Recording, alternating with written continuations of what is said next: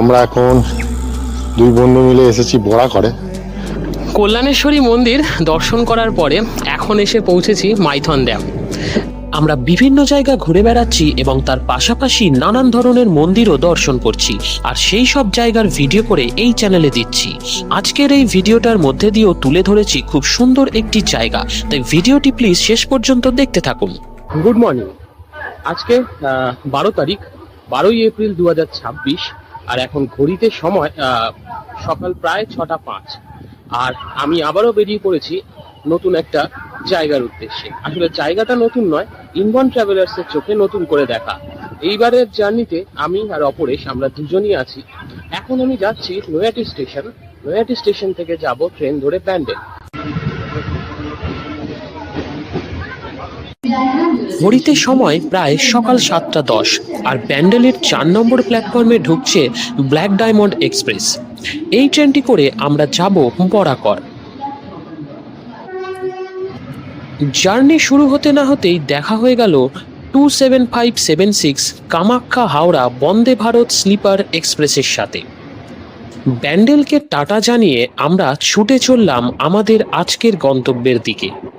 প্রতিদিন হাওড়া ধানবাদের মধ্যে চলাচল করে 22387 Howrah Dhanbad black diamond express. Howrah থেকে সকাল 6:15-তে ছাড়ে আর 11:05-এ পৌঁছায় ধানবাদ। মোট 270 কিলোমিটার ডিস্টেন্স কভার করতে সময় নেয় প্রায় 5 ঘন্টা মতো, আর এর মাঝে মোট 14টি স্টপেজ দেয়। আমরা যাব বরাকর পর্যন্ত, আর প্যান্ডেল থেকে বরাকরের মধ্যে এই ট্রেনের মোট 11টি স্টপেজ আছে। সময় এখন সকাল 10:30, আর আমরা পৌঁছে গিয়েছি Barakar. Good morning from Barakar. আমরা এখন দুই বন্ধু মিলে এসেছি বরাকরে। বরাকর থেকে আশেপাশে কয়েকটা স্পট আছে, সেগুলো আমরা ঘুরবো আর আপনাদের সাথে আজকে শেয়ার করব। ব্যান্ডেল থেকে এই বরাকরের ডিস্টেন্স 190 কিলোমিটার। আমরা ব্ল্যাক ডায়মন্ড এক্সপ্রেস ধরেছিলাম, তো এই মিনিট 15-20 আগে বরাকর পৌঁছালাম। তো এখন এখান থেকে বাইরে বেরোবো। এখানে বহু প্রাচীন একটা মন্দির কমপ্লেক্স আছে, মানে যেখানে 4টে মন্দির আছে, সবকটাই পুরো পাথরের তৈরি। আর এছাড়াও এখান থেকে মাইথন ড্যাম আছে, কল্যাণেশ্বরী মন্দির আছে। এইবার এগুলো এক এক করে ঘুরবো, আমরাও ঘুরবো, সাথে আপনাদেরও নিয়ে ঘুরবো। আপাতত স্টেশন থেকে বাইরে বেরোনো যাক। 1 নম্বর প্ল্যাটফর্মে ট্রেন আমাদের নামিয়েছিল, আর এই ফুটওভার ব্রিজটাতে উঠে বাঁদিক দিয়ে স্টেশনের বাইরে আসলেই পেয়ে যাবেন অটো আর টোটো স্ট্যান্ড। আজকে আমরা প্রথমে দেখব সিদ্ধেশ্বর মন্দির বা বেগুনিয়া টেম্পল কমপ্লেক্স, যা বরাকর স্টেশন থেকে 1 কিলোমিটারের মধ্যে অবস্থিত। মন্দির কমপ্লেক্সে প্রবেশ করেই আপনারা এই রকম দুটি দেউল টাইপের বা শিখর শৈলীর মন্দির দেখতে পাবেন, যার বাঁ দিকেরটা হলো সিদ্ধিদাতা গণেশের মন্দির, আর ডান দিকেরটা হলো মহিষাসুর মর্দিনী বা দেবী দুর্গার মন্দির।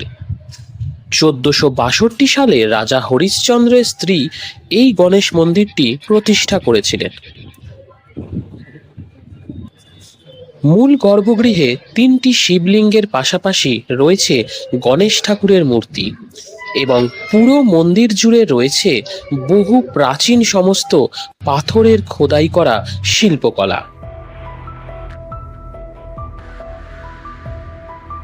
আমাদের বাংলার মন্দিরগুলোর থেকে এই মন্দিরগুলো একটু আলাদা। এই মন্দিরগুলো সম্পূর্ণ পাথরে খোদাই করে তৈরি করা, এবং উত্তর ভারতের নাগর শৈলী এবং শিখর শৈলীর অন্তর্গত হলো এই সমস্ত মন্দিরগুলি।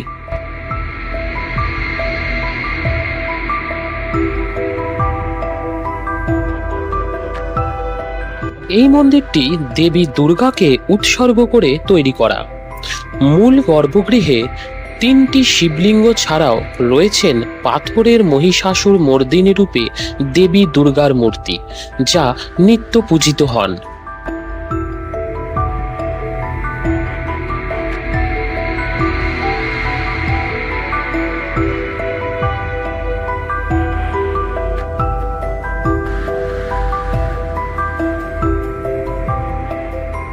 এই মন্দির কমপ্লেক্সের আরও দুটি মন্দির হল সিদ্ধেশ্বর মন্দির আর দেবী পার্বতীর মন্দির।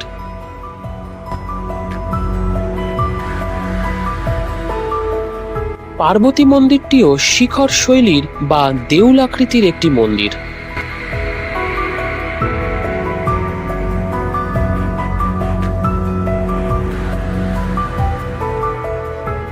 বর্গাকার গর্ভগৃহে 5টি শিবলিঙ্গর সাথে রয়েছে দেবী পার্বতীর মূর্তি এবং রয়েছে মৎস্য মূর্তিও। এই মন্দিরটি 15 শতকের মাঝামাঝি তৈরি বলে মনে করা হয়।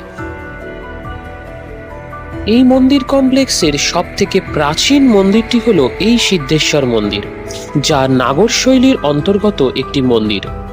আগে শুধু গর্ভগৃহটিই ছিল, অন্তরাল এবং উঠোন পরে তৈরি করা হয়। মূল গর্ভগৃহটি বর্গাকার এবং তার মধ্যে শিবলিঙ্গ সিদ্ধেশ্বর রূপে নিত্য পূজিত হন। গর্ভগৃহের উপরভাগ 6 ভূমিতে বিভক্ত। রেখ নাগর শৈলীর শিখর এবং চূড়ায় একটি বড় আমলক রয়েছে। শিখরের চারদিকে বিষ্ণু, শিব এবং কীর্তিমুখ সহ অন্যান্য দেবদেবীর মূর্তি পাথরে খোদাই করা রয়েছে। চলুন এইবার দর্শন করে নেওয়া যাক মন্দিরের মূল গর্ভগৃহ।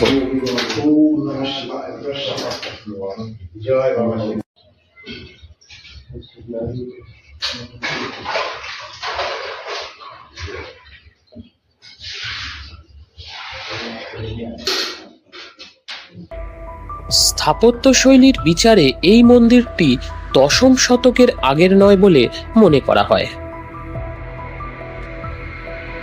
কয়েকটি প্রাচীন মন্দির তুলে ধরলাম। তো এইখান থেকে আমরা চলে যাব হচ্ছে কল্যাণেশ্বরী মন্দির, সেখানে গিয়ে আপনাদের সাথে আবার কথা হচ্ছে। বরাকর রেলওয়ে স্টেশনে নেবে জাস্ট টোটো ধরে, মানে ব্রিজ দিয়ে উঠে বাঁদিক দিয়ে বাইরে বেরিয়ে এসে, স্টেশনের বাইরে বেরিয়ে এসে টোটো পেয়ে যাবেন। অটো স্ট্যান্ডও আছে। 10 টাকা ভাড়া নেবে এই মন্দির কমপ্লেক্সে আসতে। এই জায়গাটা হচ্ছে বেগুনিয়া মন্দির কমপ্লেক্স বা বেগুনিয়া টেম্পল কমপ্লেক্স। এখানে 4খানা মন্দির আছে। মন্দিরগুলো পুরো পাথরের তৈরি। মানে এই মন্দিরগুলো যে কতটা প্রাচীন সেটা, এর যে কারুকার্যগুলো বা যেভাবে এই স্থাপত্যটা, সেটা দেখলে সবাই একটা আইডিয়া করতে পারবে। এই 4টে মন্দিরের মধ্যে শিব ঠাকুরের মন্দির তো অবশ্যই আছে, তার সাথে আছে পার্বতী দেবীর মন্দির, গণেশ ঠাকুরের মন্দির, আর এই মন্দির কমপ্লেক্সের একদম গায়ে লাগানোই আছে একটি গৌরাঙ্গ মন্দির। তো এই বরাকরকে বেস করে যখন আপনারা ঘুরতে আসবেন, তো এই মন্দির কমপ্লেক্স আর এই গৌরাঙ্গ মন্দিরটি অবশ্যই কিন্তু দেখে যাবেন।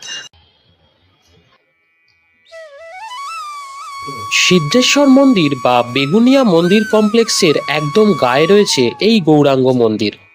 শান্তশিষ্ট নিরিবিলি পরিবেশের মধ্যে রয়েছে এই মন্দির। মূল গর্ভগৃহের আগে রয়েছে একটি সুন্দর নাট মন্দির এবং গর্ভগৃহে প্রভু জগন্নাথ, বলভদ্র, দেবী সুভদ্রা, রাধাকৃষ্ণ এবং গৌরাঙ্গদেব নিত্য পূজিত হন। এছাড়াও মূল মন্দিরের উল্টো দিকেই রয়েছে মা অন্নপূর্ণার মন্দির। এই মন্দিরে মহাপ্রসাদ গ্রহণ এবং থাকার ব্যবস্থাও আছে। চলুন এইবার এক এক করে দর্শন করে নিই এই মন্দিরের দেবদেবীর মূর্তি।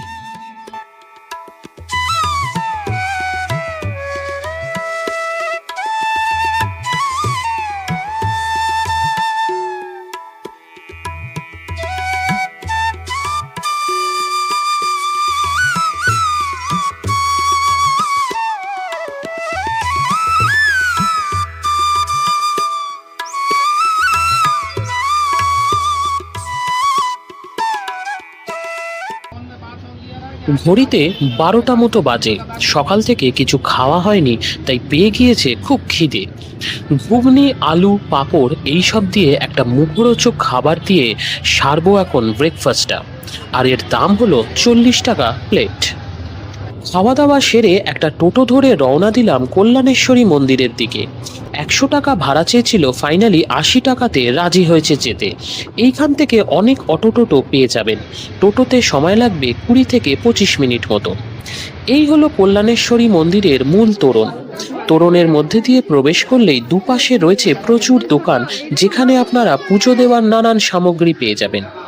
মন্দিরের মূল গর্ভগৃহে ছবি আর ভিডিও করা নিষিদ্ধ আছে, তাই যা দেখাবো মন্দিরের বাইরে দিয়েই দেখাবো। মূল মন্দিরের ভেতরে মায়ের দর্শনটা করাতে পারলাম না। দ্বাদশ শতাব্দীতে এক সাধক দেবদাস চট্টোপাধ্যায় এই এলাকায় আসেন মা কালীর সাধনা করতে। শোনা যায় রাজা বল্লাল সেন ওই সাধকের বড় ভক্ত ছিলেন। সাধকের কথা অনুযায়ী শ্রবণপুর গ্রামে বল্লাল সেন একটি মন্দির স্থাপন করে দেন এবং মায়ের আরাধনা শুরু হয়। পরবর্তীতে শ্রবণপুরে জনবসতি বৃদ্ধি পায় এবং কোলাহলের জন্য মা ওই এলাকা ছেড়ে এইখানে চলে আসেন এবং মাটির 1 ফিট নিচে আশ্রয় নেন। তারপর থেকেই এই কল্যাণেশ্বরীতে মা কালী কল্যাণেশ্বরী রূপে নিত্য পূজিত হয়ে আসছেন।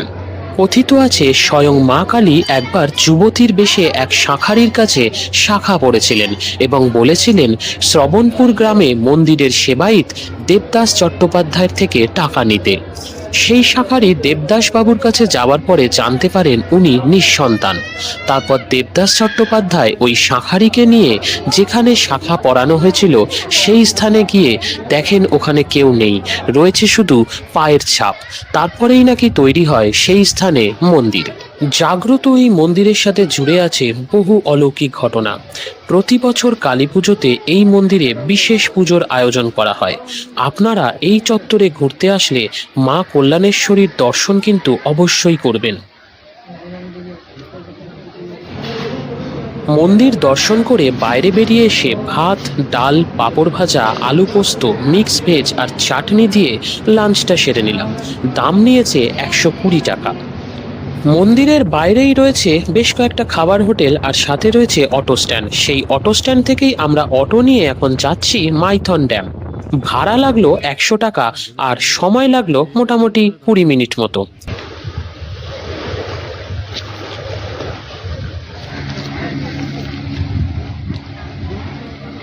পিভিসি অর্থাৎ দামোদর ভ্যালি কর্পোরেশনের অন্তর্গত বরাকর নদীর ওপর অবস্থিত এই মাইথন ড্যাম, যার এক পাশে পশ্চিমবঙ্গ এবং অন্য পাশে ঝাড়খণ্ড। বর্ডার সংলগ্ন এলাকায় এই ড্যামকে কেন্দ্র করে গড়ে উঠেছে একটি পর্যটন শিল্প, যেখানে পেয়ে যাবেন সুন্দর একটি বোট রাইড আর নানান ধরনের খাবারের দোকান। সাথে পায়ে হেঁটে আশেপাশটা ঘুরে দেখতেও খারাপ লাগবে না। শীতকালে এই জায়গায় প্রচুর পিকনিকও হয়। আমরা এখন মাইথন ড্যামের ওপর নৌকা বিহার করছি। অসাধারণ এক অনুভূতি হচ্ছে। ঠান্ডা ঠান্ডা হাওয়া বইছে, যেন মনে হচ্ছে এখানেই থেকে যায়। এত সুন্দর অনুভূতি।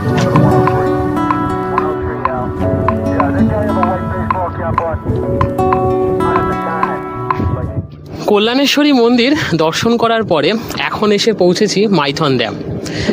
এই ড্যামে আমার পিছনে দেখতে পাচ্ছেন ড্যামটা। তো এই নৌকা করে আমরা দামোদর নদীতে ঘুরে বেড়াচ্ছি এখন। নৌকার বিভিন্ন রকম রেট আছে, আমরা মিনিমাম রেটটা এসেছি, যেটা 300 টাকার বিনিময় এই ড্যামটা আমাদের ঘুরিয়ে দেখানো হলো। এছাড়াও 600 টাকা রেটের একটা আছে, যেটা আপনাকে ওই যে দূরে যে দ্বীপ আছে ওখানে নিয়ে যাওয়া হবে। এছাড়া 1200 টাকারও একটা ভ্রমণ আছে, যেটাতে টোটালটা ঘুরে দেখানো হবে। তো অসাধারণ লাগছে, চারিদিকে ফুরফুরে হাওয়া, রোদ আছে কিন্তু মনে হচ্ছে না রোদ, দারুণ হাওয়া লাগছে।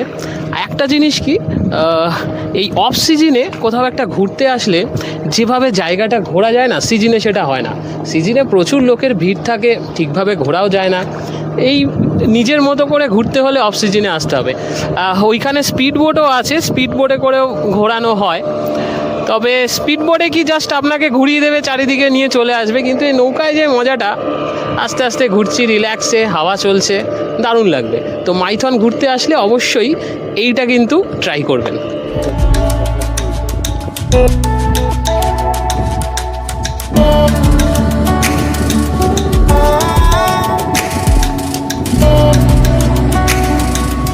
সুন্দর একটা দিন কাটিয়ে এইবার ঘরে ফেরার পালা। মাইথন থেকে কাছের স্টেশন হলো কুমারডুবি। অটো করে সময় লাগে 15 থেকে 20 মিনিট মতো, আর ভাড়া পড়ে মাথা পিছু 50 টাকা করে। আমরা এই কুমারডুবি থেকেই আবার ব্ল্যাক ডায়মন্ড ধরে ফিরব। আপনারাও একদিনে ঘুরে নিতে পারেন কলকাতার কাছাকাছির মধ্যে এই জায়গাগুলো। আর এই ভিডিওটি যদি ভালো লাগে তাহলে লাইক, কমেন্ট, শেয়ার আর সাবস্ক্রাইবটা কিন্তু প্লিজ করে দেবেন।